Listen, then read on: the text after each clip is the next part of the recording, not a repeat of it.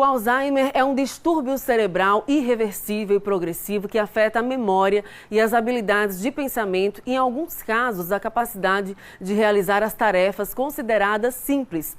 A doença afeta principalmente pessoas com mais de 60 anos, mas pode ocorrer em pessoas mais jovens. Sobre o assunto, eu estou recebendo aqui no estúdio o médico geriatra, o Dr. Cláudio Neves. Lembrando que a partir de agora você pode tirar suas dúvidas pelo WhatsApp do Balanço Geral, que é o 996520105.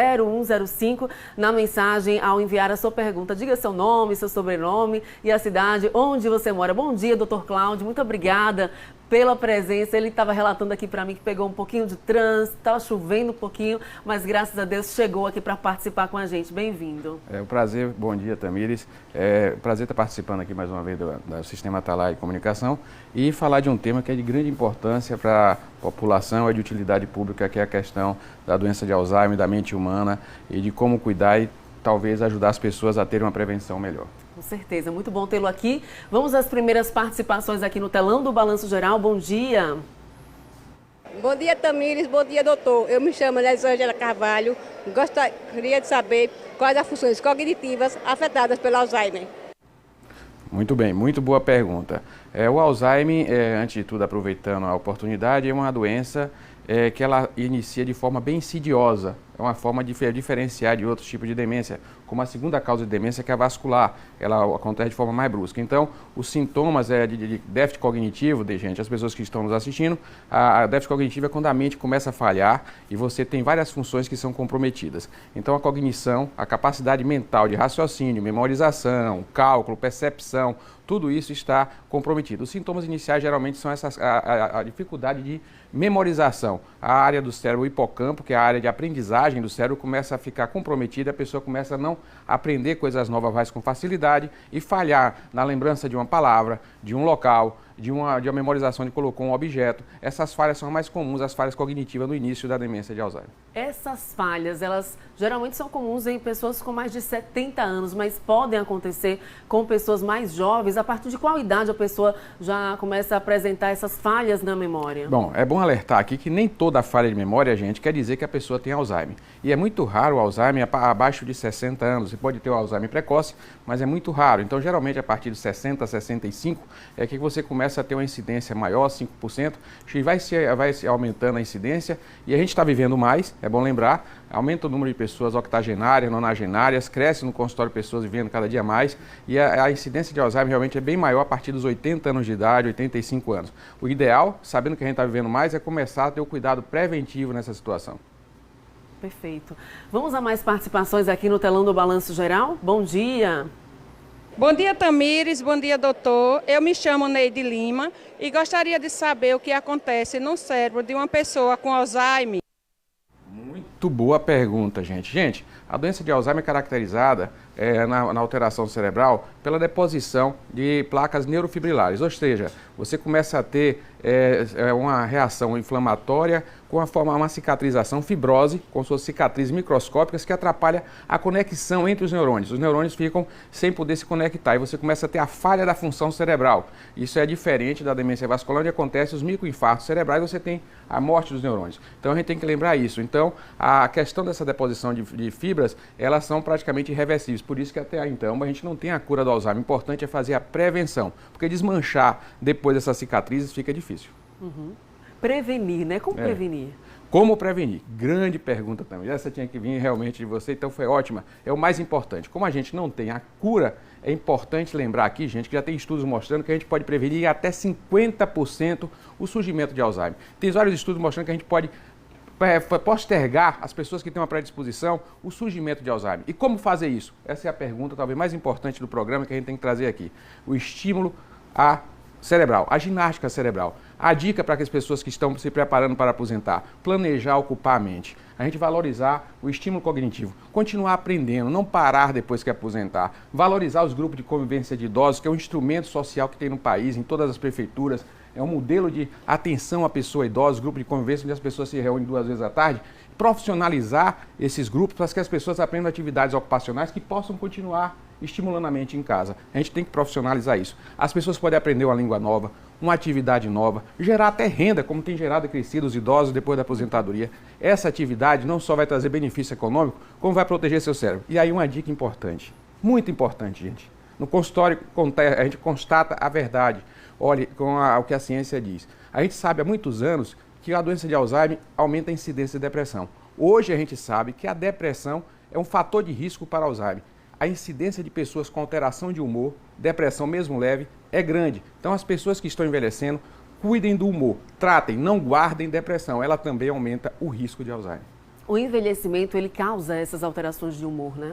Ele favorece, você tem uma incidência. A depressão é a doença psiquiátrica mais comum na pessoa idosa e muitas vezes o idoso esconde. Tá bom? Aqui é um alerta para os familiares. O idoso não quer preocupar o filho, a filha, e muitas vezes no consultório só fala pra gente que está deprimido quando o filho sai do consultório. Só chora depois que o filho ou a filha sai. Então é muito importante abordar com muita atenção, ter um olhar aguçado, porque a depressão é uma doença que o diagnóstico é clínico. O médico tem que estar muito atento a isso, o profissional de saúde, para fazer o diagnóstico e ajudar essa pessoa idosa, porque é um fator de risco grande para Alzheimer. Quem tem depressão, aí então maior risco para desenvolver o Alzheimer, né, doutor Cláudio? Vamos a mais perguntas aqui no Balanço Geral. Bom dia. Bom dia, doutor. Bom dia, Tamires. Meu nome é Marina Luísa e eu gostaria de saber se todo esquecimento é Alzheimer. Boa, a gente falou, nem toda falha de memória quer dizer Alzheimer. A gente pode ter falha de memória por alterações da glândula da tireoide, um exemplo, efeitos colaterais de medicamentos, os medicamentos tarja preta, os sedativos, que aumentam o risco de você ter Alzheimer, são medicamentos que deixam o cérebro mais lento, tudo que lentifica a função cerebral, qualquer medicamento vai aumentar e ajudar a precipitar a doença de Alzheimer, a depressão que a gente falou, a falta de uma atividade física e o cuidado com a saúde vascular. Lembrar que o cérebro é uma árvore, tem um tronco cerebral, tem os galhos e os neurônios, e a gente precisa nutrir bem essa árvore, irrigar bem essa árvore, precisa de uma boa hidratação. E para essa irrigação ficar melhor, a atividade física favorece, vai abrir os microvasos que estão colabados, fechadinhos. Quando você faz atividade física que acelera o coração, melhora a irrigação cerebral, estimula a formação de novos neurônios e você vai proteger seu cérebro. Tudo isso é importante, um bom sono, evitar medicamentos que prejudicam o cérebro, fazer atividade física, uma alimentação, evitar nutrientes que sejam tóxicos. Algumas vezes o alumínio que é suspeito, tem que estar dosando de vez em quando, dosar tudo, colesterol, triglicérides, a questão do açúcar e não esquecer dos metais tóxicos que pode também prejudicar o cérebro. Perfeito. Atividade física, né? É muito Inclusive, estamos com o circuito de corridas aí, TV Atalaia pertinho, estimular o povo, né? Isso. Doutor, a correr, fazer atividade física, malhar, enfim. Vamos a mais perguntas aqui com o doutor Cláudio Neves, falando sobre Alzheimer. Bom dia. Bom dia, Tamires. Bom dia, doutor. Eu me chamo Jeane Matos e gostaria de saber por que as pessoas que têm Alzheimer ficam com a mente mais lenta à noite. Muito bem. Isso é variável. Tem pessoas que ficam com a mente mais lenta, sonolência pelo dia, depende do paciente. Certamente ela conhece alguns pacientes que têm essa lentificação mais à noite. Pode ser efeito de algum medicamento usado para melhorar a qualidade do sono, pode ser realmente o ritmo que essa pessoa tem. É bom lembrar que os pacientes com Alzheimer têm aquela síndrome do sol poente. No final da tarde pode ter alteração do comportamento. Para agitação, sonolência, modificar o comportamento. Na passagem do dia para a noite, o paciente com Alzheimer em determinado nível ele pode ter alteração de comportamento. Isso faz parte do quadro em alguns pacientes e é importante estar sabendo abordar nesse sentido. À noite, então, pode ocorrer da mente ficar mais lenta, né? Pode também agitar.